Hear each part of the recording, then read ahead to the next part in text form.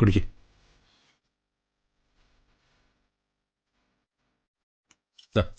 മതി സച്ചേട്ടാ, വയറ് നിറഞ്ഞു.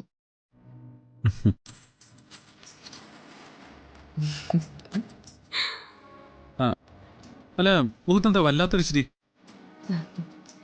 പ്രസവിച്ച് കഴിയുമ്പോൾ മാത്രം സ്ത്രീകൾക്ക് കിട്ടുന്ന വലിയൊരു സൗഭാഗ്യം ഇത്. എന്ത്? ഭർത്താവ് അടുത്തിരുന്ന് ഇങ്ങനെ കഞ്ഞി കോരി തരുന്നതും ചോറ് വാരി തരുന്നതും എല്ലാം.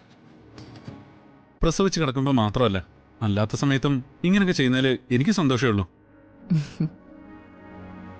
വേണമെങ്കിലേ 3 നേരവും ഞാൻ വാരി തന്നോളാം.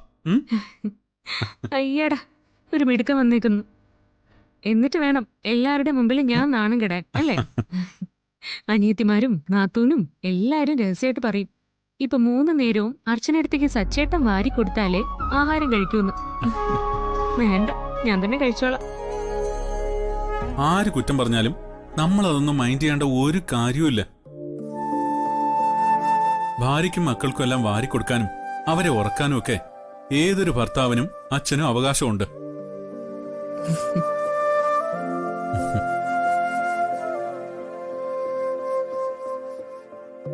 സച്ചേട്ടൻ മോളെ കൊണ്ടുവരാന്ന് പറഞ്ഞിട്ട് ഇതുവരെ കൊണ്ടുവന്നില്ലല്ലോ.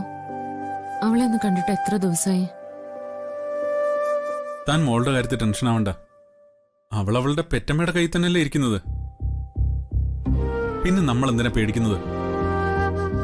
അനഘയും സ്നേഹയും 24 മണിക്കൂറും അവളുടെ കൂടെ തന്നെയാ. അതൊക്കെ ശരിയാ, പക്ഷെ ഇത്രയും നാളും അവൾക്ക് അമ്മയായതും അവളെ നെഞ്ചിൽ ചേർത്ത് ഉറക്കിയതും എല്ലാം ഞാനല്ലേ. ആ, താൻ വിഷമിക്കണ്ട. അതിനുള്ള ഏർപ്പാട് ഞാൻ ഉണ്ടാക്കാം. തനിക്ക് മോളെ കണ്ട പോരെ? അത് ഞാൻ ഏറ്റു.